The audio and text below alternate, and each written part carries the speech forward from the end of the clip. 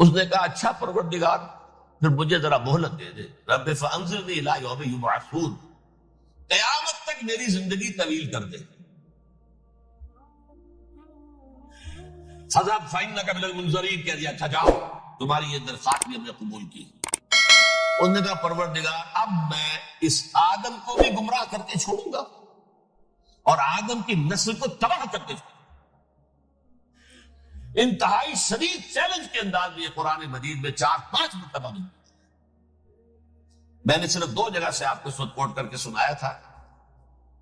سورہ اعراف میں اللہ تعالیٰ فرماتے ہیں قال، اس پر ابلیس نے کہا فبما اغویتنی، تو اے رب جو تو نے مجھے گمراہ کیا ہے، مجھے دلیل کر دیا، مجھ پر فوقیت دے دی، اس کو انا خیر منہ، میں اس سے بہتر ہوں، خلقتنی من نار وخلقتہ من طین، بنایا تو نے مجھے آگ سے اور اس کو بنایا مٹی سے، پھر مجھ سے مطالبہ کہ میں سجدہ کروں، اور میں نے سجدہ نہیں کیا تب تو نے مجھے ملعون قرار دے دیا۔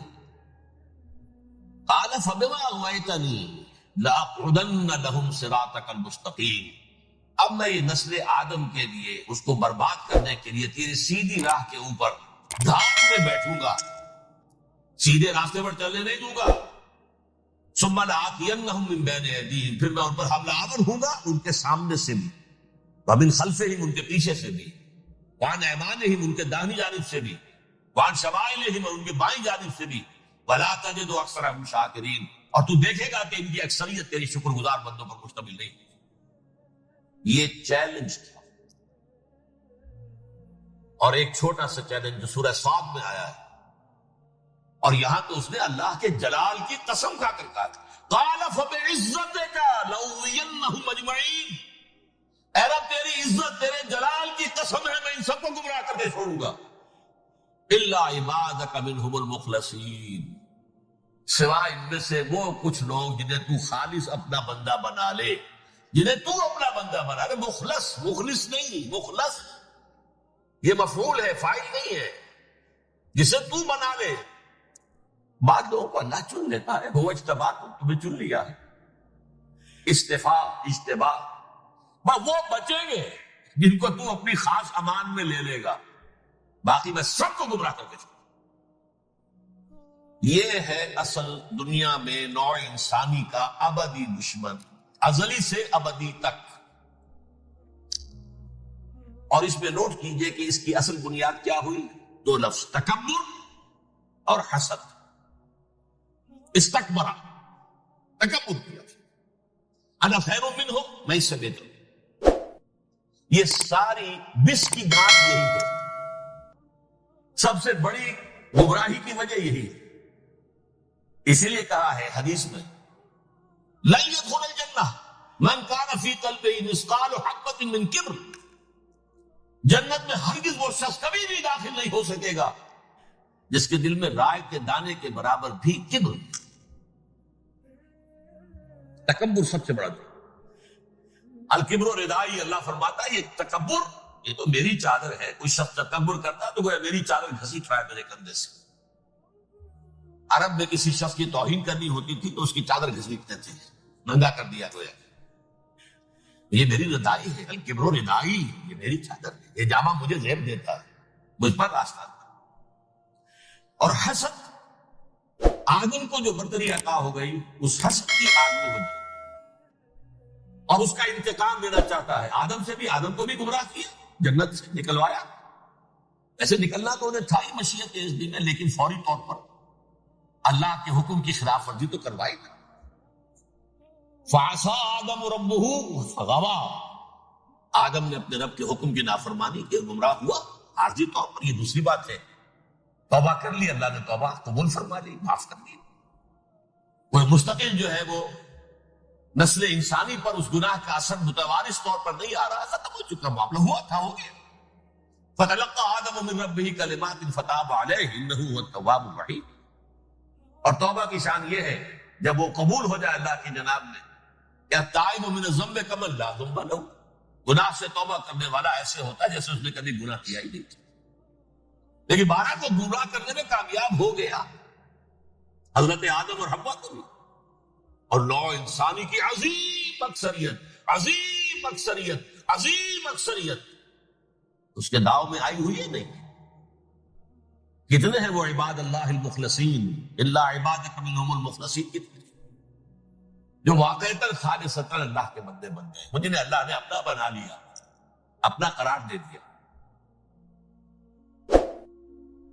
اب اس کے ساتھ نوٹ کیجئے، اس ابلیس کے ساتھ ایک فوج بھی ہے جسے قرآن مجید میں کہا گیا ہے یہ اس کی پارٹی ہے، حزب الشیطان. یہ اکیلا نہیں ہے. ایک تو وہ عزازیل ہے، اس کی طویل ترین عمر اللہ نے دے دی، وہ تو قیامت تک رہے گا. باقی بھی جنات جو ہیں ان کی نسل میں سے یا اس کی نوع میں سے، اس کی نسل میں سے جنات کی عمریں انسانوں کی عمروں سے زیادہ ہیں، بہت زیادہ ہیں. لیکن پھر بھی اتنی نہیں ہے. یہ خاص ہے اس کا معاملہ کہ اس نے کہا تھا رب انظرنی الی یوم یبعثون، مجھے دے دے مہلت اس وقت تک تاکہ میں ثابت کر کے دکھا دوں کہ جسے تو نے یہ خلافت دی ہے یہ اس کا اہل نہیں ہے. Let me prove this point.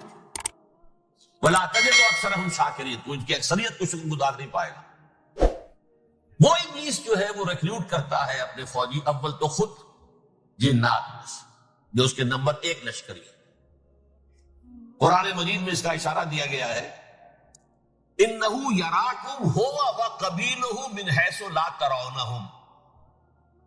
دیکھو لوگو، اے انسانوں، وہ ابلیس لعین عزازیل اور جو اس کی قبیلے کے لوگ ہیں، جنات ہیں، وہ تمہیں وہاں سے دیکھتے ہیں، تاکتے ہیں اور حملہ کرتے ہیں جہاں سے تم انہیں نہیں دیکھتے. وہ غیر مرئی ہیں، انویزیبل ہیں، تمہیں نظر نہیں آتے. ویزیبل دشمن کا وار تو روک لو گے، انویزیبل کا کیسے روکو گے؟ انہو یراکم ہوا وقبیلہ، اکیلا ہی نہیں ہے وہ تو تمہیں تاکتا ہے، تم پر حملہ کرتا ہے، گھات میں لگ کر جو ہے تمہارے اوپر حملہ کرتا ہے، وہ بھی اور اس کے ساتھ اس کے قبیلے کے لوگ جنات بھی، من حیث لا ترونہم، جہاں سے کہ تم انہیں نہیں دیکھتے.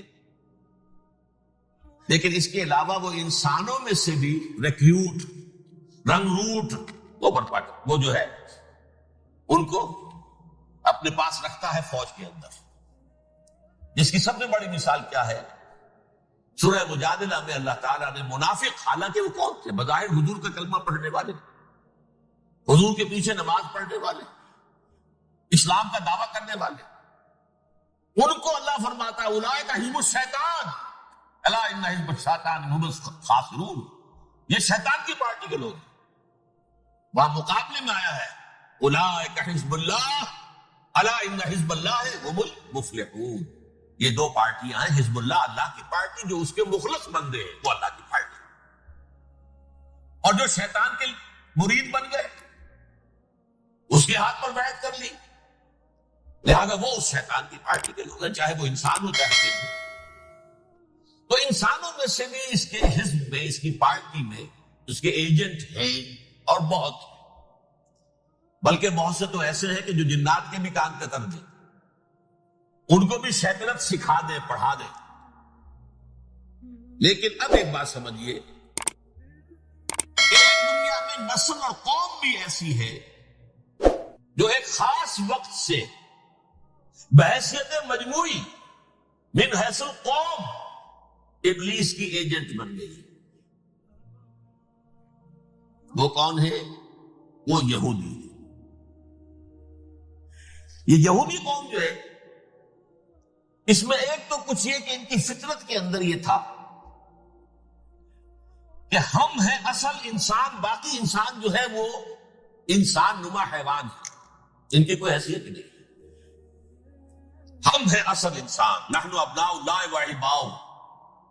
باقی یہ جنٹائلز، یہ گوئمز، غیر یہودی، یہ تو حیوانات ہیں. اب جیسے کہ انسانوں کو حق ہے کہ حیوانوں کو ایکسپلائٹ کریں، استعمال کریں. گھوڑے کو آپ تانگے میں باندھتے ہیں کہ نہیں؟ اس کی پسینے کی اور محنت کی کمائی ہے جو کھاتا ہے تانگا چلانے والا. البتہ یہ ضرور ہے کہ چونکہ اگلے روز پھر جوتنا ہے تو کچھ نہ کچھ تو اسے بھی کھلائے گا نا، اپنی کمائی میں سے کچھ دانے کھلائے گا، کچھ اور گھاس دے گا. یا بیل کو جوتنا ہے ہل میں تو کچھ نہ کچھ اس کو دیتا ہوگا کھانے، لیکن پھر اسے استعمال کرنا. تو ان کا مستقل قول یہ ہے کہ اصل انسان ہم ہیں، باقی پوری نوع انسانی ہمارے لیے حیوانوں کے درجے میں، ہم چاہیں جس طرح انہیں استعمال کریں، ایکسپلائٹ کریں، دھوکہ دیں، جیسے چاہیں، لوٹیں کھسوٹیں، سب کچھ کریں، بدعہدی کریں، ان سے سود لیں، سب کریں، جو بھی ممکن طریقہ ہو، یہ ہمارے لیے ہم ڈومینیٹ کریں گے، اور یہ در حقیقت ہمارے اعلی کار ہے۔ ایک تو اس اعتبار سے یہود بقیہ پوری نوع انسانی کے دشمن بن گئے۔ قرآن مجید کی وہ آیت بھی میں نے آپ کو سنائی ہے، وَقَالُوا لَيْسَ عَلَيْنَا فِي الْأُمِّيِّينَ سَبِيلٌ، یہ امیین کہتے تھے نا ان کو، جو غیر یہودی ہیں، کیونکہ ان کے پاس کتاب تھی، تورات تھی، اور کتاب نہیں تھی کسی کے پاس، لہذا یہ ان پڑھ ہے، پاگل ہے، جاہل ہے، امی ہے، ہم ہیں صاحب کتاب، ہمارے پاس شریعت، ہمارے پاس کتاب، یہ لوگ ان پڑھ ہیں، جاہل۔ لیس علینا فی الامیین سبیل، ان امیین کو ہم لوٹیں کھسوٹیں، دھوکہ دیں، فریب سے جو کریں، چوری کریں، ڈاکہ ڈالیں، جیب کے قطرے، جس طرح بھی کریں ہمارے لیے جائز ہے، ہمارے اوپر کوئی گرفت نہیں ہوگی۔ اللہ تعالیٰ ہم سے یہ نہیں پوچھے گا تم نے جھوٹ کیوں بولا تھا اس کے ساتھ، تم نے وعدہ خلافی کیوں کی تھی اس کے ساتھ، تم نے کیوں دھوکہ دیا تھا اس کو، تم نے کیوں اس کا مال جو ہے غبن کر لیا تھا، ہڑپ کر لیا تھا، نہیں، ہم پر کچھ نہیں۔ اس اعتبار سے ایک تو یہ انسانیت کی دشمنی ان کی گھٹی میں پڑ گئی، اس غلط خیال کی وجہ سے۔ ہم تو بخشے بخشائے ہیں، we are the chosen people of the lord, ہمیں تو اللہ اگر جہنم میں داخل بھی کرے گا تو صرف چند دن، لن تمسنا النار الا ایاما معدودات، باقی اصل میں تو ہم تو اللہ کے پسندیدہ، نحن ابناء اللہ واحباؤہ، اس کے بیٹوں کے مانند ہیں، بڑے چہیتے ہیں، لاڈلے ہیں، یہ باقی دنیا، باقی انسان ہماری چراہ گاہ ہے، جیسے چاہے چرے، جس طرح چاہے ہڑپ کر جائے۔ یہ تو ان کا پہلے سے مستقل معاملہ تھا، لیکن اس کے بعد ان کی تاریخ میں ایک دور وہ آیا جب حضرت مسیح علیہ السلام ان میں مبعوث کیے گئے۔ یہ 1400 سالہ تاریخ کا کلائمیکس ہے یہود کی۔ جب کتاب انہیں دی گئی تھی تورات حضرت موسیٰ کے ذریعے، وہ 1400 قبل مسیح کا واقعہ ہے۔ اس وقت سے لے کر اللہ کا وہ فضل ان پر ہوا، وہ فضل ان پر ہوا کہ کوئی ایک لمحہ ایسا نہیں آیا 1400 برس میں کہ ان کے ہاں کوئی نہ کوئی نبی موجود۔ یہ تار ٹوٹا ہی نہیں، 2 سے شروع ہوا، موسیٰ ہارون علیہ السلام، اور 1400 برس کے بعد پھر آخری 2 ہے، عیسیٰ اور یحییٰ علیہ السلام، یوں سمجھ لیجئے، اور اس کے درمیان یہ تار ہے، اور اس تار میں کوئی ایک لمحہ ایسا نہیں آیا کہ کوئی نبی موجود۔ اس میں اتار چڑھاؤ بہت سے آئے، اس کا وہ میرا موضوع نہیں ہے اس وقت۔ قبل مسیح کی تاریخ جو ہے وہ میرا موضوع نہیں ہے۔ قرآن مجید میں سورہ بنی اسرائیل کے پہلے رکوع میں اس کا تذکرہ موجود ہے۔ وَقَضَيْنَا إِلَىٰ بَنِي إِسْرَائِيلَ فِي الْكِتَابِ لَتُفْسِدُنَّ فِي الْأَرْضِ مَرَّتَيْنِ وَلَتَعْلُنَّ عُلُوًّا كَبِيرًا، 2 مرتبہ ان پر عذاب کے کوڑے برسے، پہلے اشوریوں کے ذریعے سے جو شامی تھے، سیرینز اشوری کہلاتے، پھر بابلیوں کے ذریعے سے یعنی عراقیوں کے ذریعے سے، بیبیلونیا نام تھا عراق کا پہلے، ان پر بہت بڑی بڑی تباہیاں آئیں، اللہ تعالیٰ کی طرف سے عذاب آئے۔ اس کے بعد پھر دوسرے دور میں دوسرا اقتدار کا دور آیا، خربستیاں بڑھ گئی، تو پہلے گریکس کے ذریعے سے، یونانیوں کے ذریعے سے، اور پھر رومیوں کے ذریعے سے پسوایا گیا۔ یہ دور گزر چکے تھے ان پر، 2 عروج کے دور اور 2 زوال کے دور۔ میری چھوٹی سی کتاب ہے تنظیم اسلامی کا تاریخی پس منظر، شاید 6-7 روپے کی ہوگی، اس کو آپ دیکھیں گے تو اس میں اس کا پورا نقشہ آپ کو مل جائے گا۔ ویسے تو یہ کہ میری جو ذرا بڑی کتاب ہے سابقہ اور موجودہ مسلمان امتوں کا ماضی، حال اور مستقبل، اس میں میں نے ان معاملات کو بڑی تفصیل سے بحث کی۔ بہرحال یہ جو دور تھا ان کا 1400 سالہ، وہ اونچ نیچ سے ہوتا ہوا جب آیا ہے حضرت مسیح کی بعثت پر، تو ان کی شرارت کی انتہا یہ ہو گئی کہ اللہ تعالیٰ نے مسیح کو رسول بنا کر بھیجا، رسولاً الی بنی اسرائیل۔ حضرت موسیٰ اور حضرت عیسیٰ کے درمیان رسول کوئی نہیں ہے، سب نبی ہے۔ حضرت موسیٰ رسول تھے اور حضرت عیسیٰ رسول، درمیان میں داؤد ہو، سلیمان ہو، یشعیاہ ہو، زکریا ہو، یہ سب نبی ہے، یحییٰ نبی ہے، رسول نہیں ہے، لہذا وہ شہید کر دیے گئے۔ رسول شہید نہیں ہو سکتا، قتل نہیں ہو سکتا۔ لیکن عیسیٰ اور موسیٰ کے درمیان 1400 برس ان کے جو ہے، اس کا کلائمیکس ہے حضرت مسیح علیہ السلام کی بعثت، اور حضرت مسیح علیہ السلام کو جسے اللہ نے اپنی روح قرار دیا، روح منہ، کلمتہ القاہا الی مریم، اللہ کا کلمہ، عظیم ترین معجزات۔ انہوں نے کیا کہا؟ یہ ولد الزنا ہے، حرام زادہ ہے، معاذ اللہ، نقل کفر نہ باشد، یہ جادوگر ہے، یہ مرتد ہے، یہ واجب القتل۔ اصل حکومت اس وقت رومیوں کی تھی حکومت، لیکن انہوں نے انہیں آٹونومی دے رکھی تھی، اپنے مذہبی معاملات تم خود طے کر سکتے ہیں۔ تو کائفاس جو اس وقت کا ان کا ہیڈ ربائی تھا سب سے بڑا، اس کی عدالت نے فیصلہ کیا مسیح کو سولی چڑھا دیا جائے۔ پائلیٹس پونٹس، اس کے پاس ان کی یادداشت پہنچ گئی، یہ ہمارا مجرم ہے مذہبی، یہ مرتد ہے، یہ کافر ہے، یہ جادوگر ہے، یہ واجب القتل ہے، اسے قتل کر سولی چڑھا دو۔ خیر وہ لمبی بات ہو جائے گی، اس نے تو اپنے ہاتھ دھوئے کہ صاحب ہمارے پاس کوئی جرم نہیں ہے اس کے خلاف، تم کہتے ہو تو ٹھیک ہے سولی چڑھا دے۔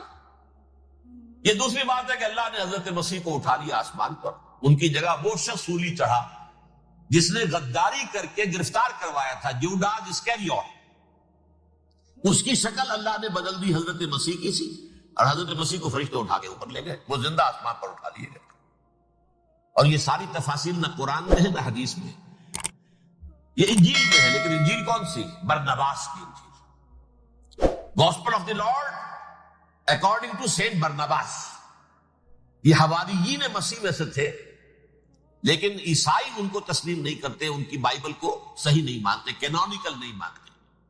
100 انجیلیں تھی، 104 تھی، جن میں سے 4 چنی ہیں انہوں نے، یہ بتی اور جان اور مرکس مارکس، یہ ہے، تو یہ 4 انجیلیں ہیں انہوں نے تسلیم کیے کہ یہ کینونیکلز ہیں، یہ تو ہے حقیقی، باقی جو ہے 100 اس کو وہ تسلیم نہیں کرتے۔ ان میں سے ایک ہے یہ برنباس، اس میں یہ تفصیل ہے کہ اللہ تعالیٰ نے اس شخص کی، جیوڈاس کی، یہودا جیوڈاس اس کو انگریزی میں کہتے ہیں، اس کی شکل بدل دی حضرت مسیح کی سی، وہ گرفتار ہوا، وہ سولی چڑھا، وہ غدار تھا، غداری کی سزا اسے ملنی تھی، وہ مل گئی۔ حضرت مسیح کو فرشتے 4 اٹھ رہے ہیں، جس کوٹڑی میں حضرت مسیح مقیم تھے، ایک باغ کے اندر وہ کوش تھے، اس کی چھت پھٹی ہے، 4 فرشتے آئے ہیں، حضرت مسیح کو اٹھا کر لے گئے ہیں، چھت برابر ہو گئی ہے، اس کے بعد وہ شخص پکڑا گیا۔ بہرحال حضرت مسیح کو اللہ نے اٹھا لیا آسمان۔ لیکن وہ دن ہے کہ اس قوم کو اب مغضوب علیہم قرار دے دیا۔ نوٹ کر دیجئے، اصل میں تو ہونا یہ چاہیے تھا کہ رسول کی جان کے در پہ جب کوئی امت ہو جاتی تھی تو اللہ کا قاعدہ یہ تھا کہ اس امت کو نسیہ منسیہ کر دیا جائے۔ حضرت نوح کی قوم کو ختم کیا یا نہیں؟ حضرت ہود کی نگاہوں کے سامنے قوم عاد برباد کی گئی یا نہیں؟ حضرت صالح کی نگاہوں کے سامنے قوم سمود برباد ہوئی؟ یہ اللہ کا قاعدہ رہا۔ سدوم اور عمورہ کی بستیاں حضرت لوط علیہ السلام جہاں بھیجے گئے، مدین کا علاقہ جہاں حضرت شعیب بھیجے گئے، آل فرعون جن کی طرف موسیٰ کو بھیجا گیا، سب ہلاک کر دیے، کیونکہ رسولوں کے بارے میں اللہ کا، نبیوں کے بارے میں یہ بات نہیں۔ نبی آیا، اس نے دعوت دی، جس نے مان لیا اچھا کیا، اپنے لیے اچھا کیا، نہیں مانا اس کی اپنی جو ہے آپ برباد ہو گئی، دنیا میں کوئی فیصلہ اس کا نہیں ہوتا۔ لیکن رسولوں کا معاملہ یہ ہوتا ہے کہ دنیا میں وہ اللہ کی عدالت بن کر آتے ہیں، مانو گے تو بچو گے، نہیں مانو گے ہلاک۔ تو اس اعتبار سے وہ مستحق تو ہو چکے تھے اس کے کہ انہیں ہلاک کر دیا جائے۔ اب اللہ کی کوئی خصوصی مشیت ہے، اس میں کیا حکمت ہے، وہ ہے ایک حکمت، میں بعد میں اگر وقت ہوا تو بتاؤں گا۔ فیصلہ یہ کیا اللہ نے کہ حضرت مسیح کو تو اٹھا لیا زندہ، اور ان کی رسی ابھی مزید دراز کر دی، کہ ان کو ابھی مہلت دے دی کہ تمہیں آخری استیصال، جس کو عذاب اکبر کہتا ہے قرآن، سورہ سجدہ جو حضور ہر جمعے کی پہلی رکعت میں فجر میں پڑھتے تھے، وَلَنُذِيقَنَّهُم مِّنَ الْعَذَابِ الْأَدْنَىٰ دُونَ الْعَذَابِ الْأَكْبَرِ لَعَلَّهُمْ يَرْجِعُونَ۔ چھوٹے چھوٹے عذاب اور ایک بڑا عذاب، جبکہ قوم بالکل برباد، نسیم منسیہ، کأن لم یغنوا فیہا، ایسے ہو جائے جیسے کوئی تھے ہی نہیں آباد یہاں، لا یرا الا مساکنہم، اب ان کے مسکن نظر آتے، مکین نظر نہیں آتے۔ یہ عذاب اکبر جو ہے وہ ان پر نہیں آیا، حالانکہ وہ مستحق ہو گئے تھے اسی وقت۔ اس کو یوں سمجھیے کہ کسی شخص کو پھانسی کا حکم تو ہو جائے، ایگزیکیوشن نہیں، ہوتا ہے کئی سال گزر جاتے ہیں پڑے ہوئے اور معاملات جو ہیں وہ چلتے رہتے ہیں. یہ معاملہ ہوا اس کے ساتھ، ورنہ یہ مستحق ہو چکے تھے آخری بربادی تباہی کے، عذاب استیصال، جڑ سے کاٹ دینے والا عذاب. وہ آ سکتا تھا ان پر اسی وقت، لیکن اللہ نے ان کی مہلت دراز کی. لیکن اس کے بعد اللہ نے ان کو ایک اور موقع دیا. 600 برس بعد حضرت مسیح کے محمد الرسول اللہ صلی اللہ علیہ وسلم کی بعثت کی.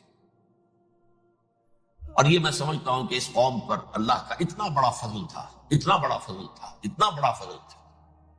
اب پھر ایک موقع دیا، عسیٰ ربکم ان یرحمکم وان عدتم عدنا.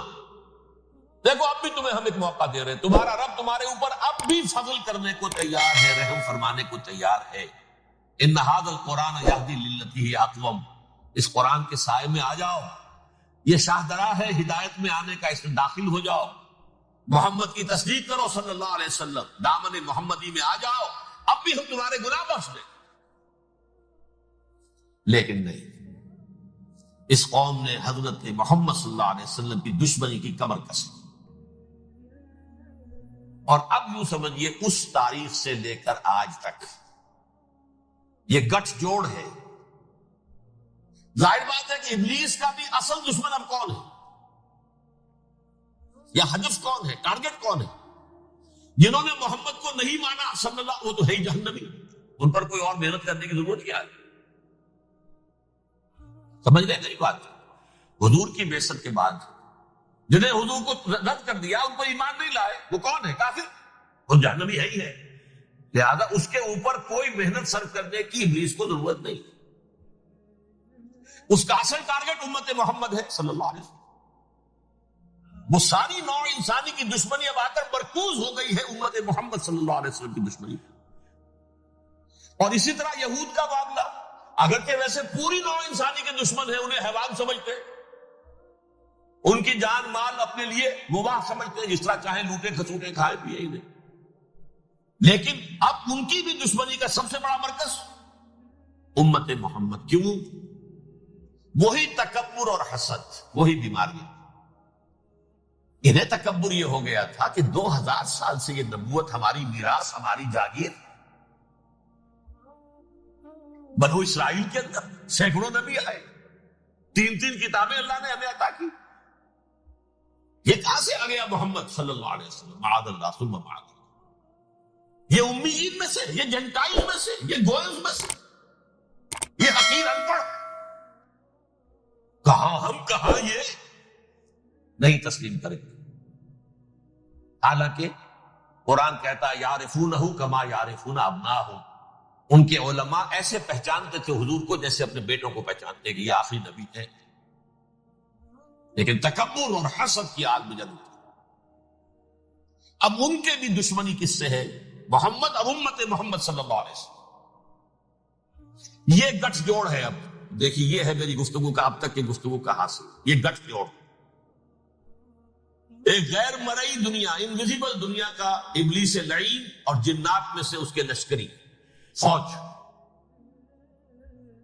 انسانوں میں سے ویسے تو اور بھی بہت جگہ اس کے ایجنٹ ہے، مسلمانوں میں بھی ہے، لیکن بحیثیت قوم، بحیثیت مجموعی، ایک پوری قوم، ایک پوری نسل جو ہے اس کے ساتھ گٹھ جوڑ ہے. ان دونوں کی گٹھ جوڑی کے ساتھ یہ دشمن دون ہے انسانیت کے. پہلا دشمن ابلیس لعین، عزازیل لعین، اور دوسرے دشمن یہود ملعون.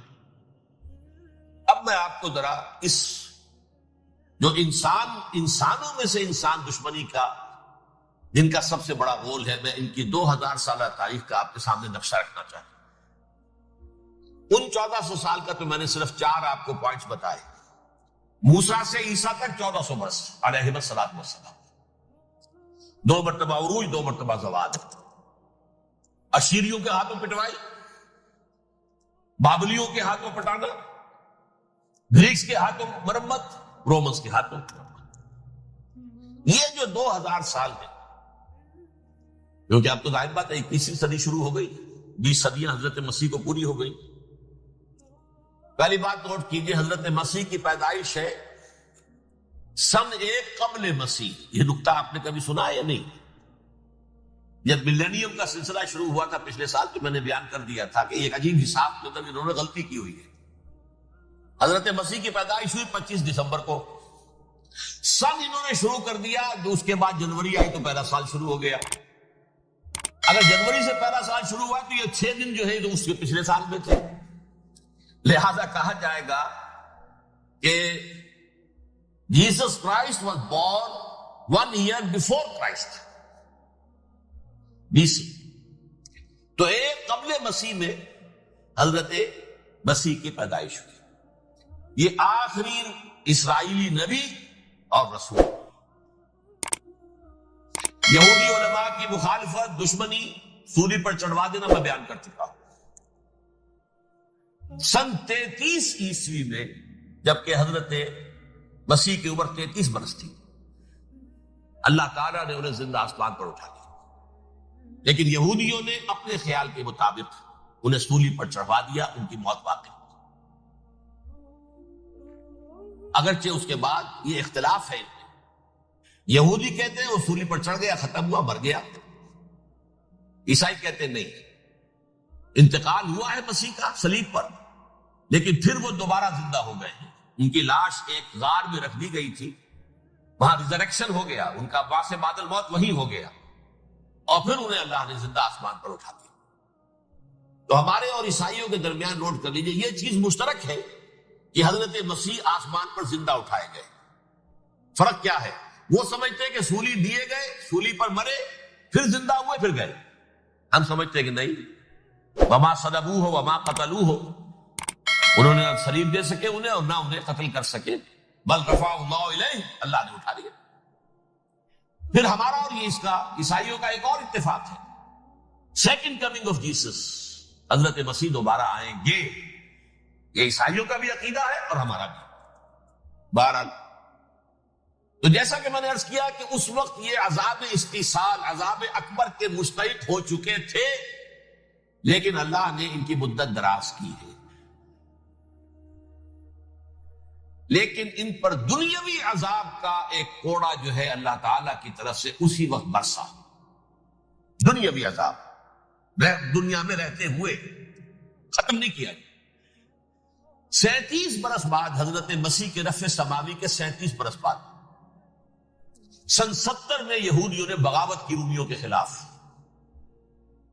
رومی ٹائٹس جنرل تھا ایک اس نے پھر جو حملہ کیا ہے 1,33,000 یہودی ایک دن میں قتل کیا یروشلم میں اور ہیکل سلیمانی گرا دیا. وہ ہیکل پہلے بھی گرا تھا. پہلے 1400 سال کے دوران میں بھی نبوکدنضر نے گرایا تھا لیکن پھر اس کے 150 سال بعد انہوں نے دوبارہ بنا لیا تھا. اس لیے وہ اسے سیکنڈ ٹیمپل کہتے ہیں. پہلا ٹیمپل جو حضرت سلیمان نے بنایا تھا نبوکدنضر نے گرا دیا 587 قبل مسیح میں. پھر دوبارہ انہوں نے 150 سال کے بعد بنا لیا. وہ اس تاریخ کا حصہ ہے میں نے جس کے بارے میں آپ کو تفصیل نہیں بتائی. اس میں یہ ہوا سن 70 میں وہ گرا دیا گیا. وہ آج تک گرا پڑا ہوا ہے. نمبر 2 یہ کہہ دیا گیا کہ یہودیوں اس ارض فلسطین سے نکل جاؤ تم یہاں نہیں رہ سکتے. لہذا جس کا جہاں سینگ سمایا چلا گیا. یورپ میں چلے گئے ایشیا میں آ گئے عرب میں آ گئے. یہ 3 قبیلے جو رات بھی میں نے عرض کیا تھا بنو قینقاع بنو نذیر اور بنو قریظہ یہ وہاں سے آ کے مدینے میں آباد ہو گئے. جس کا جہاں سینگ سمایا افریقہ میں ہندوستان میں جہاں چلے گئے. ڈایاسپورا اسے کہتے ہیں. وہ آپ نوٹ کر لیجیے اس لفظ ڈایاسپورا.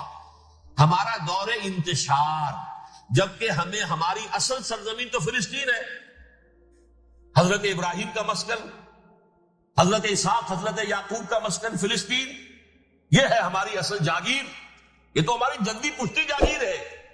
لیکن یہاں سے نکال دیے گئے سن 70 عیسوی میں اور وہاں سے لے کے 1917 تک ان کا ڈایاسپورا جاری رہا. یہ دور انتشار ہے.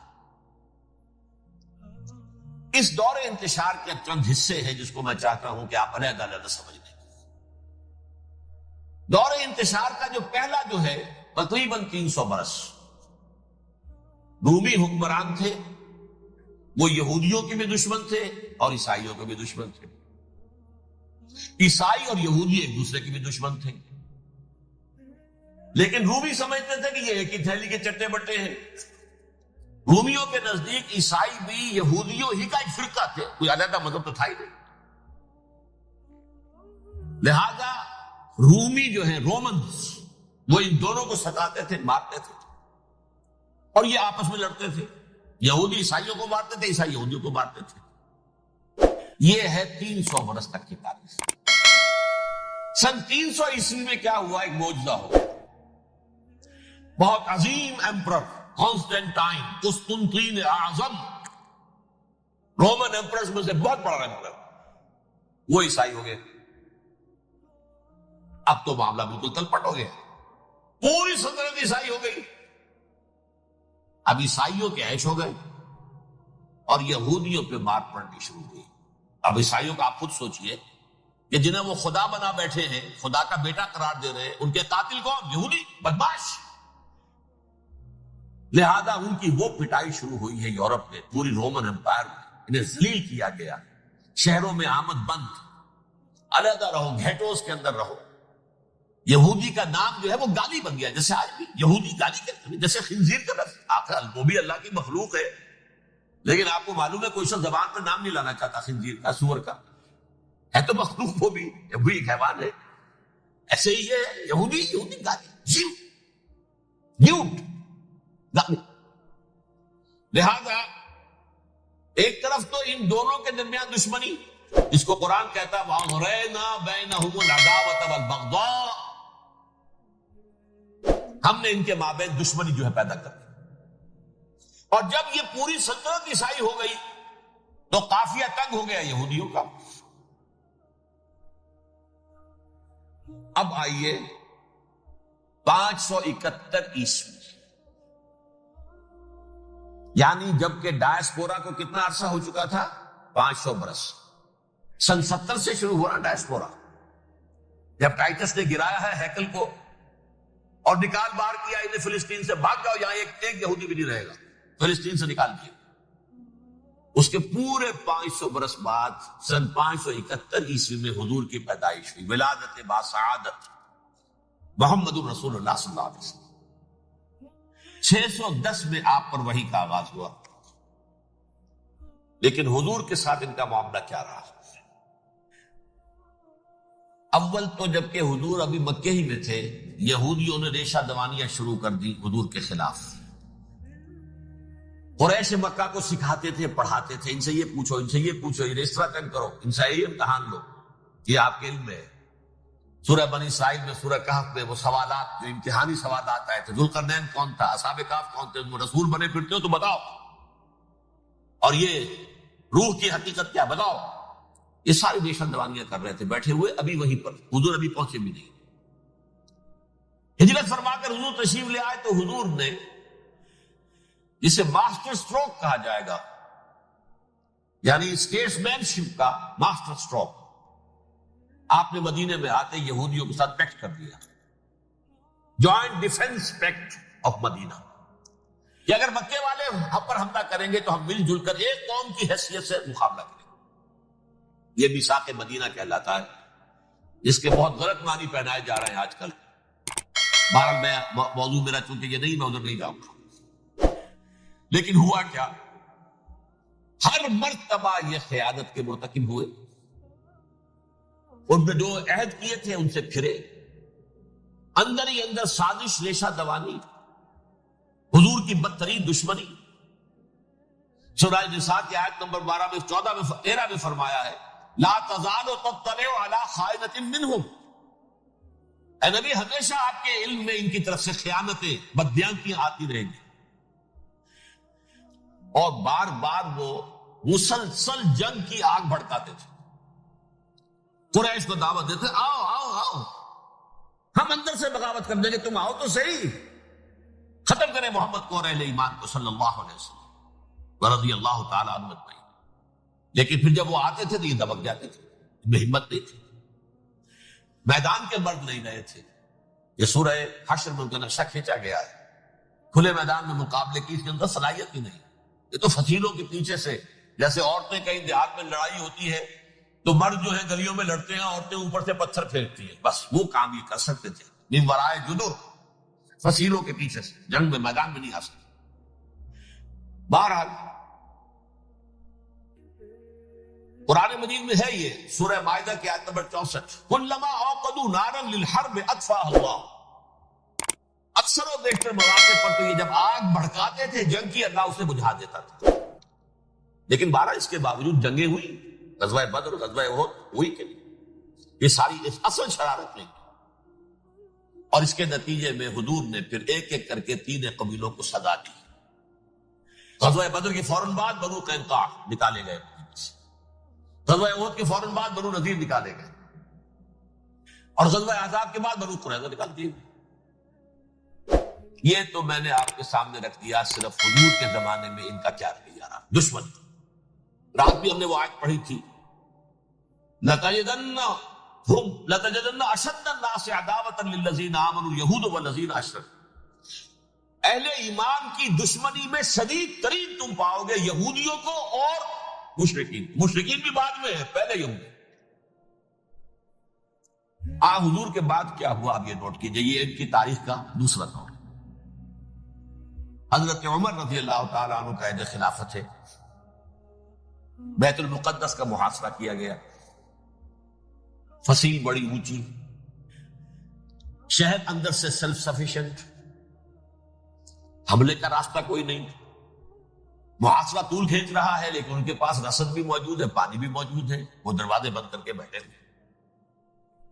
بالآخر اللہ تعالیٰ کی مشیت کا ظہور کیسے ہوا؟ ان کے کچھ علماء آئے فصیل پر، کہا دیکھو مسلمانوں، تم قیامت تک بھی یہاں پڑے رہو گے محاصرہ کر کے، ہمارا یہ شہر فتح نہیں ہوگا۔ ہاں، ایک درویش بادشاہ کے ہاتھوں یہ شہر فتح ہونا ہے، لیکن تمہارے اندر ہمیں وہ نظر نہیں آ رہا۔ ابو عبیدہ بن الجراح رضی اللہ تعالی عنہ، امین هذه الامہ، ان کا فوراً ذہن گیا وہ درویش بادشاہ مدینے میں بیٹھا ہوا ہے، عمر رضی اللہ تعالی۔ اب ایک اور عمر بھی ہے جو قندھار میں بیٹھا ہے، نقشہ وہی ہے، سادگی کی حد تک نقشہ وہی، بالکل وہی، اپنی آنکھوں سے دیکھا وہی سادگی۔ عمر اول، عمر ثانی تھے عمر بن عبدالعزیز۔ اب ایک اللہ کے فضل سے اللہ تعالیٰ ایدہ اللہ بنصرتہ، اللہ تعالیٰ ان کی نصرت فرمائے، دشمنوں کو ان کے مقابلے میں نیست و نابود کرے۔ انہوں نے ریکویسٹ بھیج دی کہ حضور تشریف لائیے، یہ شہر فتح ہو جائے گا۔ وہ ہے سفر تاریخی، اتنا طویل سفر، تقریباً 700 میل، ایک اونٹ، ایک خادم، ایک منزل میں امیر المومنین اوپر بیٹھے، خادم آگے چل رہا ہے، اگلی منزل پہ خادم اوپر بیٹھا ہے، امیر المومنین آگے جا رہا ہے۔ اور جب پہنچے ہیں تو وہ باری تھی خادم کی، انہیں ہاتھ جوڑ دیا، حضور خدا کے لیے تم کیا کہیں گے لوگ، وہ میرا برا حال کر دیں گے، تمہیں شرم نہیں آئی؟ امیر المومنین پیدل آگے چل رہے ہیں نکیل پکڑ کر، اور تم بیٹھے ہو اوپر براجمان ہو۔ حضرت عمر فرمایا الدور دورک، نہیں، باری تمہاری ہے، بیٹھ۔ اس حال میں پہنچے، اور پھر یہ کہ ابو عبیدہ بن الجراح آئے ہیں، استقبال کیا ہے تو دیکھا ہے اس حال میں چلے آ رہے ہیں، عمر نکیل پکڑے ہوئے چلے آ رہے ہیں، اور کہتے ہیں کہ کہیں کیچڑ ویچڑ تھا، جوتے خراب ہو گئے تھے، وہ بھی اتار کے ہاتھ میں پکڑے ہوئے، کپڑے تو تھے ہی پھٹے ہوئے۔ انہوں نے کہا بھی حضرت ابو عبیدہ نے، دیکھیے یہ بڑا متمدن ملک ہے، بڑا مہذب علاقہ ہے یہ، آپ ذرا کھلیے اپنا دوست فرما دیں تب جا کے پیش ہم آپ کو کریں گے۔ آپ نے فرمایا نحن قوم اعزنا اللہ بالاسلام، ہم وہ قوم ہیں جنہیں اللہ نے عزت دی ہے اسلام کے ذریعے سے، کپڑوں کے ذریعے سے، دولت کے ذریعے سے۔ اسی حال میں گئے ہیں، اوپر سے انہوں نے کھڑے ہو کر نشانیاں دیکھی ہیں، اپنی کتابیں کھولی، ہاں یہ وہی ہے، چلو جی سرنڈر، شہر تمہارے ہاتھ میں۔ خون کا ایک قطرہ نہیں بہا اور بیت المقدس فتح۔ لیکن اس وقت حضرت عمر نے ایک نرمی یہ کی کہ یہودیوں کے لیے بھی اسے اوپن سٹی قرار دے دیا۔ یہ احسان عظیم حضرت عمر کا، اس سے پہلے یہودی آ ہی نہیں سکتا تھا، داخل ہی نہیں ہو سکتا تھا، وہاں وہ آ کر وزٹ نہیں کر سکتا تھا، زیارت نہیں کر سکتا تھا اپنے مقدس مقامات کی۔ حضرت عمر نے یوں سمجھیے کہ تقریباً 550 برس کے بعد ان کے لیے راستہ کھولا ہے کہ ہاں تم آ سکتے ہو، زیارت کر سکتے ہو۔ لیکن یہ عیسائیوں نے لکھوایا معاہدے کے اندر انہیں یہاں آپ آباد ہونے کی اجازت نہیں دیں گے، لیکن کم وزٹ دی پلیسز دیکھیں، زیارتیں کریں اور جائیں۔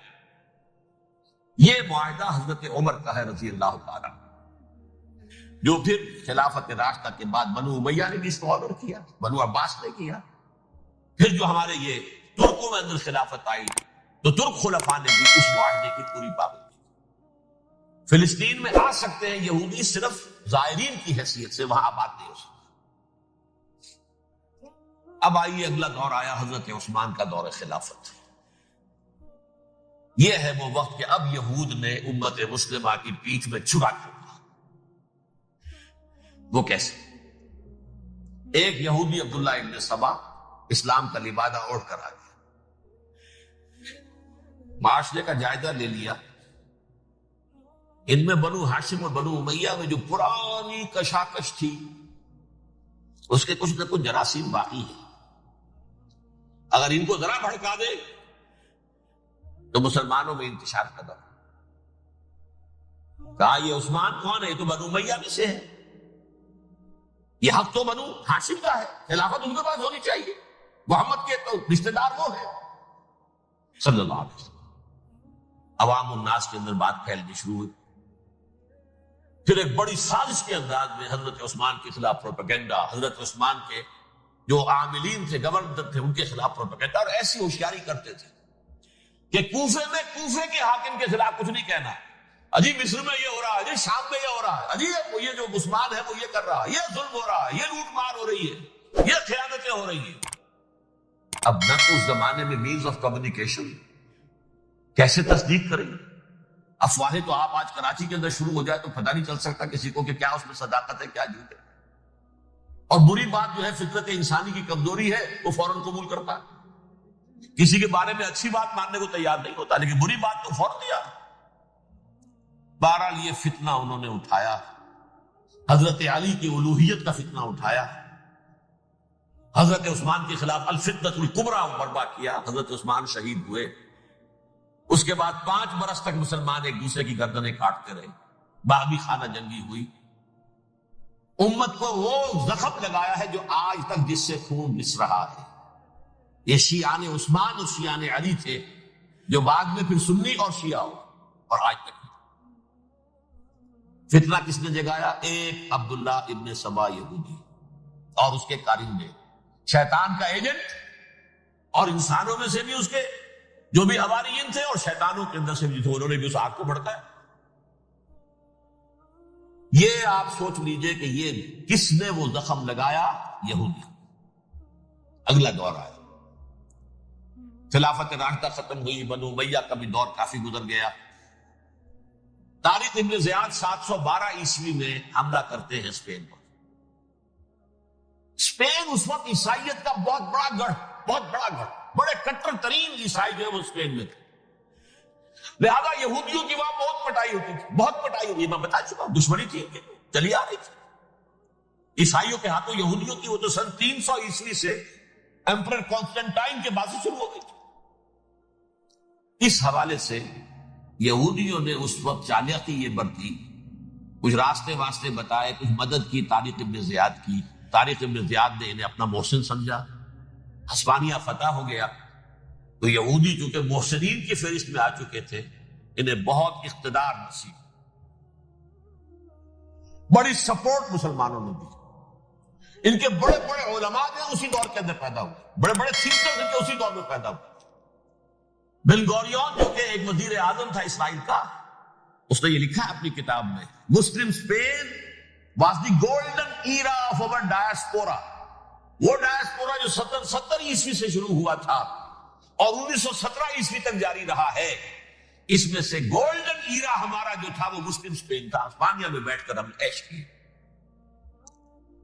لیکن وہاں سے انہوں نے اور جو کچھ کیا، یہ تو تھا داستان کے تو بہت سے گوشے ہیں، لیکن میں جس اسٹریٹ لائن میں چل رہا ہوں اس کے اعتبار سے ایک بات سمجھ لی، وہاں بیٹھ کر انہوں نے اب عیسائیت کی پیٹھ میں چھڑا ٹھوکا، پروٹیسٹنٹ مذہب پیدا کیا، تقسیم کر دیا، جیسے شیعہ سنی کی تقسیم، عبداللہ ابن سبا، رومن کیتھولک اور پروٹیسٹنٹ کی تقسیم، یہودی علماء ہوتا کیا تھا؟ ہسپانیہ کی یونیورسٹیاں ہیں، کورڈووا میں ہے، ٹولیڈو میں ہے، گراناڈا میں ہے، غرناطہ، قرطبہ، تولیتلا، اور وہاں آتے تھے لوگ، فرانس سے چلے آ رہے ہیں نوجوان پڑھنے کے لیے، جرمنی سے چلے آ رہے ہیں، اٹلی سے چلے آ رہے ہیں، تین ہی ملک قریب ترین پڑھتے ہیں سینٹرل جو یورپ کے ہیں۔ یہاں پر جو ہے وہ اسلام جو نور پھیلا رہا تھا اس سے بھی مستفیض ہوئے، جہالت کے جو ہے پردے ان کے وہ چھٹے، اس کے ساتھ ہی وہ یہودی وہاں ان کے اندر جو جراثیم داخل کر رہے تھے وہ اس عیسائیت کے خلاف بغاوت تھی، جو اس وقت دنیا میں عیسائیت اس وقت تھی، پوپ کا راج تھا دنیا میں اس وقت۔ یورپ میں جو عیسائیت تھی اس میں ایک طرف بادشاہ تھے، لیکن بادشاہوں کی حیثیت وہاں پر یوں سمجھ لیجئے کٹ پتلیوں کی تھی، اصل قوت پوپ کے ہاتھ میں تھی۔ اور پوپ کو انہوں نے جیسے قرآن نے کہا اتخذوا احبارهم ورهبانهم اربابا من دون اللہ، کیونکہ سینٹ پال نے شریعت موسوی ساقط کر دی تھی تو اب شریعت تھی ہی نہیں، پوپ کو اختیار تھا جس چیز کو چاہے حلال قرار دے دے، جس چیز کو چاہے حرام قرار دے دے۔ اتخذوا احبارهم ورهبانهم اربابا من دون اللہ۔ انہوں نے کہا صاحب یہ پوپ کس بلا کا نام ہے، یہ بھی انسان ہے۔ بات تو ٹھیک تھی نا، اصل حیثیت تو کتاب کی ہونی چاہیے، ڈیوائن بک، ریویلڈ اسکرپچر، لہذا یہ کتاب ہر شخص پڑھ سکتا ہے۔ وہ پوپ کے باپ کو جو ہے وہ اس کے لیے پروپرائٹری رائٹس تو نہیں ہے کہ صرف پوپ پڑھ سکتا ہے یا پادری پڑھ سکتے ہیں، ہم بھی پڑھ سکتے ہیں، ہم بھی سمجھ سکتے ہیں۔ یہ باتیں تھی کہ جن کو بڑھا چڑھا کر بیان کر کے اور پوپ کا اقتدار ختم کرا دیا اور توجہ مرکوز کر دی بائبل کی طرف۔ اب بائبل میں بڑا حصہ تو اولڈ ٹیسٹامنٹ کا ہے۔ نتیجہ کیا ہوا؟ یہود کی عظمت پروٹیسٹنٹس کے نزدیک مسلم ہو گئی۔ اصل قوم تو یہ ہے، وہ دشمنی بدلی کہ نہیں بدلی؟ موسیٰ کے امتی یہ ہے، تورات موسیٰ کو دی گئی، ابراہیم کی نسل یہ ہے، لہذا وہ جو دشمنی تھی، جو عداوت تھی، یہ ہمارے خدا کو سوری چڑھانے والے ہیں یہ بدماش، اس کا ازالہ ہوا۔ اس پروٹیسٹنٹ مذہب کے نتیجے میں یہ میں اب آپ کو بتاتا ہوں کہ ایک نتیجہ وہ نکلا ہے جسے برٹرنڈ رسل نے بیان کیا ہے، اس کی کتاب ہے ان پریز آف آئیڈلنس، صفحہ 108۔ وہ لکھتا ہے کہ Christians retaining the Judaic belief in a special revelation added to it the Roman desire for worldwide domination and the Greek taste for metaphysical subtleties. The combination produced the most seriously persecuting religion that the world has yet known. یہ تین چیزیں آ کر عیسائیت میں مل گئی۔ ایک تو جب یہ اولڈ ٹیسٹامنٹ جو ہے وہ ان کے ہاتھ میں آ گئی، اور اس کے میں کچھ آپ کو بتا دیتا ہوں کہ اولڈ ٹیسٹامنٹ کی تعلیمات، کیونکہ یہ اولڈ ٹیسٹامنٹ جو ہے یہ محرف تھی، اصل تورات تو گم ہو گئی تھی 587 قبل مسیح میں، جب پہلی مرتبہ ہیکل جو ہے تباہ ہوا ہے اس وقت ختم ہو گئی تھی۔ اس کے کوئی 150 سال کے بعد انہوں نے یادداشتوں سے مرتب کر کے لکھی ہے۔ اب اس میں ان کے اپنے خیالات، اپنے امانی، اپنی توجیحات وہ شامل ہو گئی۔ لہذا میں آپ کو حوالے دیتا ہوں، اس کتاب کے اندر مظالم کی جو تعلیم دی گئی ہے، اہل کتاب نے اپنے مظالم قتل عام کے جواز کے لیے تورات میں تبدیلیاں کی اور پیغمبروں پر دہشت ناکی اور بدترین حرام کاری کے الزامات لگائے۔ سنیے، پہلا حوالہ ہے یہ گنتی باب 31 آیات 17-18۔ اس لیے ان بچوں میں جتنے لڑکے ہیں سب کو مار ڈالو، اور جتنی عورتیں مرد کا منہ دیکھ چکی ہیں ان کو بھی قتل کر ڈالو، لیکن ان لڑکیوں کو جو مرد سے واقف نہیں اور اچھوتی ہیں اپنے لیے زندہ رکھو۔ یہ کسی اللہ کی کتاب کا یہ جملہ ہو سکتا ہے؟ کسی ریویل بک کا؟ اور سنیے، یہ ہے استثناء ڈیٹرانومی باب 20 آیت 16-18۔ پر ان قوموں کے شہروں میں جن کو خداوند تیرا خدا میراث کے طور پر تجھ کو دیتا ہے، کسی ذی نفس کو جیتا نہ بچا رکھنا جیسا خداوند تیرے خدا نے تجھ کو حکم دیا بالکل نیست کر دیتے، مرد، عورتیں، بچے، بوڑھے سب ختم۔ یہ کتاب مقدس ہے۔ اور سنیے سیموئیل باب 27 آیت نمبر 9، اور داؤد نے اس سرزمین کو تباہ کر ڈالا اور عورت مرد کسی کو جیتا نہ چھوڑا۔ نمبر 4، ان سب آباد شہروں کو ماں، عورتوں اور بچوں کے بالکل نابود کر ڈالا۔ کتاب استثناء باب 3 آیت 6۔ یہ ہے جو کہہ رہا ہے برٹرینڈ رسل، کرسچینٹی میں آ کر بھی 3 چیزیں شامل ہو گئی۔ ایک تو یہ باربیرین، یہ تعلیم جو ہے، اور یہ مذہب کے نام پہ تعلیم، یہ کتاب مقدس کی تعلیم۔ نمبر 2، رومنز کے اندر جو ایک تمنا تھی ورلڈ ڈومینیشن کی، وہ عیسائیت کے اندر آ گئی، اس لیے کہ پوری رومن امپائر جو ہے عیسائی ہو گئی۔ اسے وراثت کے اندر ورلڈ ڈومینیشن کی جو ایک تمنا تھی وہ مل گئی۔ اور پھر یہ کہ انہوں نے جو توہمات تھے یونانیوں کے، ان کو بھی اپنے ہاں مختلف شکلوں کے اندر جمع کر لیا۔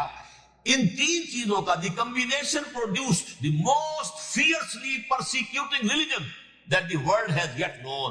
اس کے نتیجے میں دنیا میں تاریخ انسانیت کے اندر جو بدترین خوخار ترین مذہب ہو سکتا ہے، وہ شکل عیسائیت نے اختیار کی۔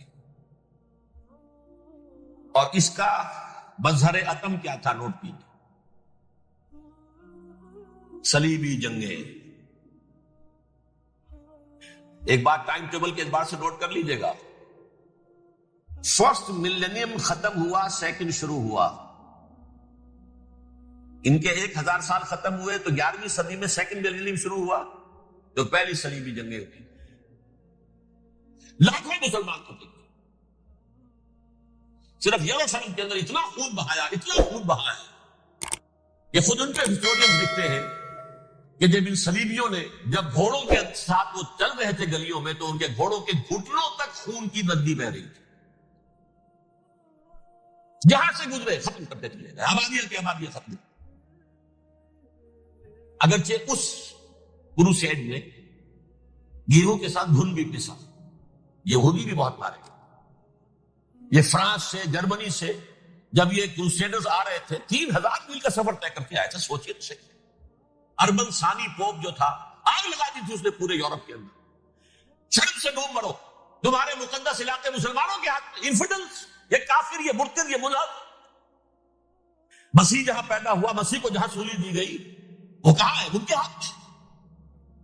وہ آگ لگائی ہے، 3000 میل کا فاصلہ طے کر کے یہ دور کو پہنچی، جو تباہی مچائی گئی۔ تاریخ انسانی میں ایسی بربریت کی کوئی مثال، اور یہ ان کے اپنے ہسٹورینز لکھتے ہیں، شخص کے بارے میں ایسے محسوس ہوتا ہے جیسے ان کی گردنیں جھکی جا رہی لکھتے ہیں۔ اب آگے چلیے، یہ جو بغاوت ہوئی پوپ کے خلاف، اس میں نوٹ کیجئے تاریخی اعتبار سے سب سے پہلے بغاوت کرنے والا ملک انگلستان تھا۔ اس نے اپنا چرچ علیحدہ بنایا، چرچ آف انگلینڈ، پوپ سے رشتہ منقطع۔ The first Protestant kingdom in Europe was England۔ اسی سے رشتہ جوڑی ویسٹ، وائٹ اینگلو سیکسن پروٹیسٹنٹس، ان میں اولیت کا شرف کسے حاصل ہے؟ برطانیہ شریف کو۔ یہاں پر انہوں نے اب ایک بہت بڑا جو کارنامہ کیا، پوپ کی گرفت کم ہوئی یورپ پر سے، پروٹیسٹنٹ مذہب کا فروغ ہوا، تو انہوں نے سود کی اجازت حاصل کر لی۔ جب تک پوپ کی حکومت تھی سود حرام تھا، نو ٹرانزیکشن، نہ انٹرسٹ نہ یوزلی، کچھ بھی۔ پروٹیسٹنٹس کے ذریعے سے سود کی اجازت حاصل کر لی۔ اس کے بعد بڑے بڑے بینک بنا کر بیٹھ گئے، house of Rothschilds, house of Goldsmiths, یہ عمران خان صاحب کے جو خزن جو تھے گولڈ سمتھ، یہ بینکرز، بڑی بڑی فیملیز۔ ان لوگوں نے کیا کیا؟ اب ریشہ دوانیاں، یورپ میں مختلف ملکوں کے درمیان جنگیں کروائیں سازشوں کے ذریعے سے۔ وہی کلما اوقدوا نارا للحرب، جنگ کے لیے آگ بھڑکا دینا تو ان کا پرانا مشغلہ تھا، جنگیں کرواتے تھے۔ پھر فرانس کے بادشاہ کو بھی قرض چاہیے اسلحہ کے لیے، انگلستان کے بادشاہ کو بھی قرض چاہیے، ہاؤس آف روڈ چائلڈ کا ایک نمائندہ وہاں بیٹھا ہے، یہاں بیٹھا ہے، اور منہ مانگے شرح پر سود کے اوپر قرض دے رہے ہیں۔ ان کو سب کو جو ہے ان کے سارے مالی وسائل کھینچ لیے، دولت پر قبضہ کر کے بیٹھ گئے، اور اس کا نتیجہ یہ نکلا چند 100 سالوں کے اندر کہ فرنگ کی رگے جا پنجے یہود میں، اس سودی نظام کے ذریعے سے دولت پر ان کا قبضہ۔ علامہ اقبال 1905 سے 1908 تک رہے تھے، لیکن یہ کہ ان کی نگاہ تھی ایسی، گاہ میری نگاہ تیز چیر گئی دلے وجود، گاہ الجھ کے رہ گئی میرے توہمات میں۔ اور انہوں نے دیکھا ہے کہ فرنگ کی رگے جا پنجے یہود میں، ابھی ہٹلر کا تو وجود بھی نہیں تھا، بعد میں ہٹلر کو محسوس ہو گیا نا واقعتاً ہمارا اصل دشمن یہ یہودی ہے جو یہاں پر بیٹھا ہوا، جو ہمارا خون چوس رہا۔ آخر یوں ہی تو نہیں، دماغ اس کا ایسے تو خراب نہیں ہو گیا تھا۔ یہ قتل عام، یہ ہولوکاسٹ کس لیے؟ اس نے پہچان لیا اس لیے کہ وہ ویسٹ نہیں تھا، وائٹ اینگلو سیکسن پروٹیسٹنٹ، اصل جادو جو چلا وہ ان پر چلا، اور برطانیہ ان کا سب سے بڑا جو ہے وہ پشت پناہ، مددگار، حامی۔ اس کے ساتھ ساتھ انہوں نے کوشش کی، یہ ترک خلفاء بیچارے، مرد بیمار تو بن چکا تھا یورپ کے اندر، زوال سے دوچار ہو چکی تھی ترکی خلافت، انہوں نے بھی محل بنائے تھے۔ آج تجھ کو بتاتا ہوں تقدیر امم کیا ہے، شمشیر و سنا اول طاؤس و رباب آخر، بڑے بڑے قرضے لے کر محل بنے تھے یہ، جو آج جا کر آپ استنبول میں دیکھ لیجئے، قرضوں کے اندر بندھے ہوئے۔ لیکن یہ کہ کم سے کم یہ ضرور کیا کہ بڑی سے بڑی رشوت انہیں یہودیوں نے پیش کی کہ کسی طرح ہمیں فلسطین میں آباد ہونے کی اجازت دے دو، لیکن this goes to their credit, انہوں نے کہا نہیں، یہ معاہدہ جو عمر نے کیا تھا رضی اللہ تعالی عنہ، اس کو میں نہیں بدل سکتا، تم جاؤ جا کے زیارت کرو، جاؤ، تم وہاں آباد نہیں ہو سکتے، کیونکہ ترکی کا زیر نگین تھا نا علاقہ، سلطنت عثمانیہ میں شامل تھا، پورا ویسٹ ایشیا، پورا ایسٹ یورپ، پورا شمالی افریقہ، 3 بر اعظموں پر پھیلی ہوئی تھی سلطنت عثمانیہ، خلافت عثمانیہ، 400 برس تک خلافت ان کے ہاں رہی ہے۔ انہوں نے نہیں مانا، نتیجہ کیا نکلا؟ انہوں نے اس خلافت کے نظام کو ختم کرنے کے لیے سازش کی، اس سازش کا نتیجہ تھا، اس کو دیکھ کر بھانپ کر ہندوستان میں تحریک خلافت چلی ہے۔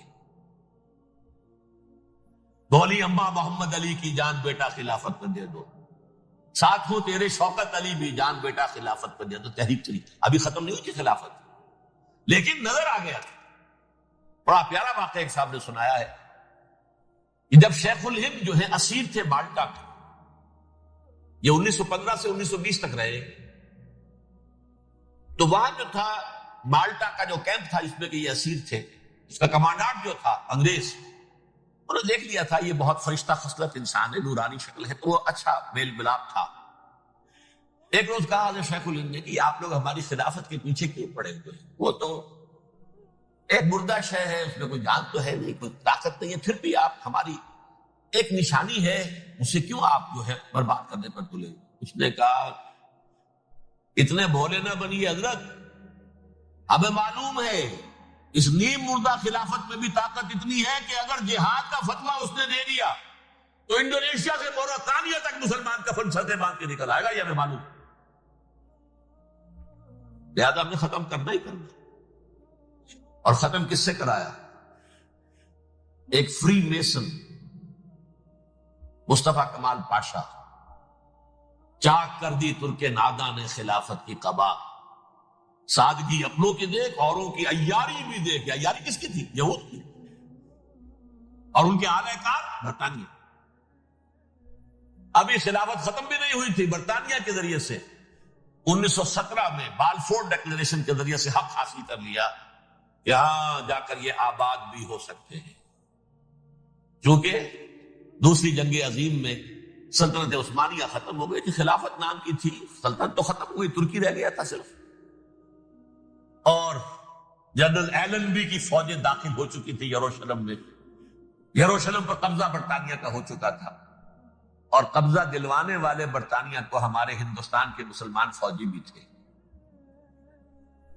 اربوں نے بغاوت کی ترکوں کے خلاف، اور انگریزوں کی فوج میں ہمارے ہندوستان کے مسلمان سپاہی بھی. بہرحال اب چونکہ ان کے پاس آ گیا، برطانیہ نے اعلان کر دیا، بالفور ان کا وزیر خارجہ، Jews have a right to settle in Palestine. تو جائیں آباد ہو سکتے. یہ 1917 کا اعلان ہے. اس کے بعد جو کچھ انہوں نے طریقے برتے ہیں اس میں دھن، دھوس، دھاندلی، دھوکہ، ہر چیز. اصل دھن گئے جناب یہ آپ مکان بیچیں گے،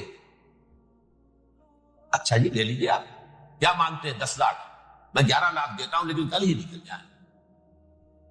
پیسے کی کمی تھی نہیں. پورا یورپ کا سرمایہ ان کے پاس، بینکرز کے پاس. زائنسٹ موومنٹ اصل میں بینکرز کی موومنٹ تھی. 1897 میں جمع ہو کر انہوں نے جو پروٹوکول بنائے تھے وہ کون تھے؟ سب کے سب بینکرز تھے. دولت کی کمی نہیں تھی. تم 10 کی بجائے 11 لوگ نکل جاؤ. یہ کھیت بیچتے ہو کتنے کا؟ بھائی 12 کا، ہم 13 دیتے ہیں بھائی، جلدی سے نکل. یہ بھی کیا، دھن کے ذریعے سے ڈسپلیس کیا، جہاں زور چلا نکال دیا.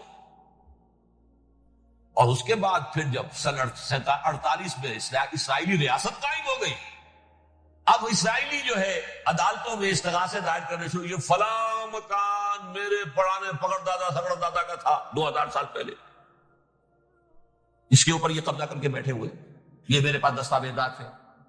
اچھا ٹھیک ہے آپ نکل جائیں، یہ مکان ان کا. اس طریقے سے انہوں نے بے دخل کیا فلسطینیوں اور خود وہاں پر قدم جما کر مضبوطی سے بیٹھے. یہ ہے کہ جو مغربی اقوام نے کیا ہے. اس میں سیکنڈ جو ہے رول پلے کیا ہے امریکہ نے. ویسٹ جو ہے اس کا نمبر 2 امریکہ تھا، اب نمبر 1 امریکہ ہے. اب برطانیہ کی کوئی حیثیت ہی اب نہیں ہے، لیکن سب سے بڑا وکیل جو ہے وہ وہی ہے اب بھی. لیکن ظاہر بات ہے کہ west white Anglo Saxon Protestants کا ایمان اس وقت جو ہے وہ برطانیہ، یو ایس اے. 1948 میں یہ قائم ہوا، اور یہاں پہ نوٹ کیجئے پاکستان 47 میں قائم ہوا، اور تقریباً 9 مہینے ہیں درمیان میں. اگست 47 اور مئی یا جون 48. اس کا کیا مطلب ہے یہ میں بعد میں بتاؤں گا. پہلی جنگ ہوئی 48 میں، عربوں نے بغاوت کی اور عرب جیت رہے تھے. اچانک پتہ نہیں کیوں عربوں نے جنگ بند کر دی. یہ بالکل یوں سمجھیے کہ پیرلل واقعات تھے. کشمیر میں ہم جیت رہے تھے، بھاگ کر نہرو پہنچ گیا یونائٹڈ نیشنز کے اندر، جنگ بند ہو گئی، ختم ہوا. اس کچھ اپنوں کی غلطی بھی تھی، کچھ قبائلیوں نے وہاں جا کر سری نگر ایئرپورٹ تک پہنچ گئے تھے، بجائے اس پر قبضہ مکمل کرنے کے لوٹ مارنے لگ گئے. اپنوں کی غلطی بھی تھی، لیکن اس کے باوجود پڑنا بھاری تھا. اور اگر سری نگر ایئرپورٹ پر قبضہ ہو گیا ہوتا تو سوال ہی پیدا نہیں ہوتا کہ بھارت بھی اپنی فوجیں اتار سکتا. زمینی راستہ تھا ہی نہیں. وہی وہاں ہوا ہے بڑے ہی عجیب طریقے پر. عرب جیت رہے تھے، اسرائیل جو ہے شکست کھا رہے تھے، عربوں نے صلح کر دی. کچھ مہینوں کے بعد عربوں نے دوبارہ جنگ کی. اتنے عرصے میں یہ اسرائیلی، یہ سب جو ہے جتنے دہشت گرد ہیں اسرائیل، یہ اس دور کے لوگ ہیں. وہ چاہے میناچم بیگن تھا یا کوئی اور، یہ سب کے سب اس دور کے ٹیررسٹ. اب انہوں نے ڈٹ کر جو مقابلہ کیا، عربوں کو شکست دی دیتی تھی بڑی سخت. سن 48 میں عربوں کو شکست ہو گئی. سن 67 میں روس کے سکھانے پڑھانے پر جمال عبد الناصر نے حملہ کیا، بلاکیڈ کر دیا ایلات کا بندرگاہ کا. 6 دن کی جنگ کے اندر اسرائیلیوں نے روس سے پورا صحرا سینا لے لیا، اسرائیل کو شام سے گولان ہائٹس لے لیے، اردن سے یہ پورا مغربی کنارہ جو یہ اردن کا حصہ تھا، اور مشرقی یروشلم اردن کے پاس تھا، اس پر بھی قبضہ کر دی. 1967 کی جنگ کا نتیجہ کیا نکلا؟ یروشلم پورا کا پورا یہودیوں کے قبضے میں چلا گیا، جو 1948 میں آدھا کر دیا گیا تھا. ویسٹرن یروشلم یہ یہودیوں کے پاس، ایسٹرن یروشلم مسلمانوں کے پاس، اور مشرقی یروشلم ہی میں مسجد اقصی ہے اور قبۃ الصخرہ، وہ مسلمانوں کی تحویل میں تھے. اردن کا قبضہ مسلمانوں کی تحویل. لیکن اب 67 میں پورا یروشلم ان کے قبضے میں آ گیا. پھر بہرحال مصر نے ایک کوشش کی بدلہ لینے کی سن 73 کی جنگ میں، اور اس میں کوئی شک نہیں بڑی شجاعت کا مظاہرہ کیا۔ رمضان وار آف 1973 بارلیو لائن کراس کر لی، جسے وہ سمجھتے تھے کہ کوئی طاقت دنیا کی ہمارے اس دفاعی جو ہے لائن اس کو کراس کر نہیں سکتی۔ لیکن پھر جب امریکہ اپنی پوری طاقت لے کر میدان میں آ گیا ہے تو ظاہر بات ہے کہ مصر کی حیثیت امریکہ کے مقابلے میں کچھ نہیں۔ یہ ہے میں نے جو مختصر سی تاریخ آپ کے سامنے رکھی۔ اب جو اصل مسئلہ ہے سمجھیے، سین کیا ہے، منظر کیا ہے۔ یہ پہلو وہ ہے بہت سے کہ جو شاید بہت سے حضرات کے نگاہوں میں نہ ہو، باقی تو یہ تاریخ کے واقعات ہیں، اکثر لوگوں کے علم میں ہو گئے۔ یہودیوں میں بھی ایک بڑی شدید اندرونی کشاکش ہے، جیسا مسلمانوں میں۔ کچھ مسلمان وہ ہیں جو نماز روزے کی پابندی کرتے ہیں، دین سے انہیں تعلق ہے، کچھ وہ ہیں جو نہ نماز نہ روزہ نہ کچھ، نام تو ان کے ہیں، محمد حسین ہے، غلام علی ہے تو صحیح، سیکولر ذہن ہے، مادی پرستی ہے، کچھ نہیں ہے کہ نہیں، ایسا ہی ان کے ہاں بھی۔ اصل یہودی جو ہے، عملی یہودی، اس کی شکل آپ نے اگر کبھی دیکھی ہو، اس کے سر کے اوپر اونچا ہیٹ ہوتا ہے کالا، ان کی زلفیں لمبی لمبی ہوتی ہیں، خاص طور پر یہ جو ہے للپٹی کے بال، یہ قلمے جو ہیں یہ تو لا کے چھلے بنا کر بڑا خوبصورت سا جو ہے وہ ہار بناتے ہیں، لمبا کالا کوٹ پہنا ہوتا ہے، لمبی داڑھی ہوتی ہے۔ یہی وجہ ہے کہ مسلمانوں میں بھی مصر میں جس کی لمبی داڑھی ہوتی تھی، اب کچھ حالات شاید بدل گئے، سمجھتے تھے یہ یہودی ہے، لیکن لمبی داڑھی یہودی رکھتا تھا، مسلمان نہیں۔ مسلمان تو عرب صرف ٹوکن داڑھی رکھتے ہیں یا شیو کرتے ہیں، یا سعودیوں کی طرح صرف کوئی نشان چھوڑتے ہیں، اللہ اللہ خیر۔ لمبی داڑھی شعار جو ہے یہودیوں کا ہے۔ ایک انتہا پر تو یہ ہے، دوسری انتہا پر وہ جنہیں کسی شے سے غرض نہیں، شراب بھی پیتے ہیں، سب کچھ ہے، سور بھی کھاتے ہیں یہودی، بینکرز ہیں، بڑے بڑے سائنسدان ہیں، سب کچھ ہیں، وہ زیادہ تر جو ہے سیکولر دین کے۔ کچھ بیچ بیچ میں بھی ہیں، جیسے یہ ایریل شیرون ہے، ویسے شیوڈ ہے، داڑھی تو نہیں ہے اس کی، لیکن سر پہ وہ ضرور وہ جو ہے اس کی جو ٹوپی سی آپ کو رکھی نظر آ جائے۔ یہ ہے درمیانی یہودی ہونے کا نشان، کہ ایک شعار انہوں نے اپنا جو ہے برقرار رکھا ہوا، وہ ایک ٹوپی چپکی ہوئی سے ہوتی ہے، وہ ٹوپی کیا ہوتی ہے پتہ نہیں، کیسے چپکی رہتی مجھے نہیں معلوم۔ یہ جو کشمکش ہے اس میں، جو زیادہ رائٹسٹ اور لیفٹسٹ کہہ لیجیے، سیکولر اور مذہبی لوگوں کی کشمکش ہے، ان کے درمیان ایک کشاکش جو ہے اس کو سمجھ لیجیے کہ وہ کیا ہے۔ ایک چیز تو ان دونوں کے درمیان قدر مشترک ہے، پوری دنیا کی مالیات پر ہم تسلط کریں گے، قبضہ کریں گے، ڈومینیٹ کریں گے، لوگوں کو ہم بنا کر رکھ دیں گے حیوان، ملٹی نیشنل کمپنیاں ہوں گی، انہی کا راج ہوگا، انہی کی حکومتیں ہوں گی، انڈسٹری انہی کے ہاتھ میں ہوگی، لوگ یا مزدوروں کی حیثیت سے کام کریں گے، یا تھوڑے سے مینیجرز ان میں سے بھی ہم لے کر کچھ تنخواہیں ان کو بھی دے دیں گے، باقی سود کے ذریعے سے ملائی ہم کھینچتے رہیں گے، مکھن ہمارے پاس آتا رہے گا۔ ورلڈ ڈومینیشن، اکنامک ڈومینیشن، یہ تو دونوں کے نزدیک متفق ہے، سیکولر بھی چاہتے ہیں اور جو مذہبی یہودی وہ بھی چاہتے ہیں۔ اس کے بعد ایک اختلاف ہے، مذہبی یہودی یہ کہتا ہے ہمیں گریٹر اسرائیل بنانا ہے، اور گریٹر اسرائیل وہ سارے علاقے ہیں جو ان کی تاریخ میں اسرائیل سلطنت کا حصہ رہے۔ حضرت یوسف کے زمانے میں یہودی جا کر آباد ہوئے مصر میں، جو ڈیلٹا کا علاقہ ہے، زرخیز ترین علاقہ ہے، جوشن کا علاقہ، وہ کہتے ہیں وہ ہمارا ہے، کئی سو برس ہمارے ہیں، سرائے سینا ہمارا ہے، اس میں کوہ طور ہے جس میں حضرت موسیٰ کا ہم کلام ہوئے اللہ سے، تورات ملی، اس میں 40 برس تک ہم بھٹکتے پھرے ہیں، سرائے کی ہے یہ یتیہون فی الارض 40 سنہ۔ پھر فلسطین تو خیر ہماری جدی پشتی جائیداد ہے، جاگیر ہے۔ پھر یہ عرب جو ہے یہ بھی مدینے تک ہمارا ہے، مدینے سمیت، ہمارے قبیلے وہاں تھے جہاں سے نکالا مسلمانوں نے، پورا عراق ہمارا ہے، پورا شام ہمارا ہے، اور ترکی کا بھی ایک علاقہ ہے ابتدائی مشرقی جنوبی، وہ بھی ہمارا ہے۔ یہ ہے گریٹر اسرائیل کا مشن، یہ ہم نے بنایا۔ جبکہ جو سیکولر ذہن کے لوگ کہتے ہیں کیا کرو گے اس کو بنا کے، اس میں جو عرب ہیں وہ تم سے لڑتے رہیں گے، تم انہیں مارو گے وہ تمہیں ماریں گے، اگر تم 10 مارو گے تو ایک تو وہ بھی ماریں گے نا تمہارا، ٹھیک ہے، فائدہ کیا ہے؟ اس کی بجائے ہم یہ کرتے ہیں کہ عرب اور اسرائیل مل کر، کزنز ہیں نا آپس میں، آپ کو معلوم بل کلنٹن نے یہ الفاظ کہے تھے جب اسحاق ریبن سے معانقہ کرایا تھا شاہ حسین مرحوم کا، تو کیا کہا؟ You are cousins. حضرت ابراہیم کے دو بیٹوں سے نسل ہے نا، حضرت اسماعیل سے عرب ہے، حضور ہے، اور حضرت اسحاق سے یہ بنی اسرائیل کزنز ہے. You are cousins. تو ہم کزنز مل کر ایک اکنامک یونٹ بناتے ہیں، جیسے ایشیا پیسیفک ایک یونٹ بن گیا ہے، آسیان ایک یونٹ بن گیا ہے، وغیرہ وغیرہ. پورا یورپ ایک یونٹ بن گیا ہے، ایک کرنسی بن گئی ہے. ہم اس پورے علاقے کو ایک اکنامک یونٹ بناتے ہیں. پیسہ اربوں کا ہوگا، ان کے پاس بہت دولت ہے.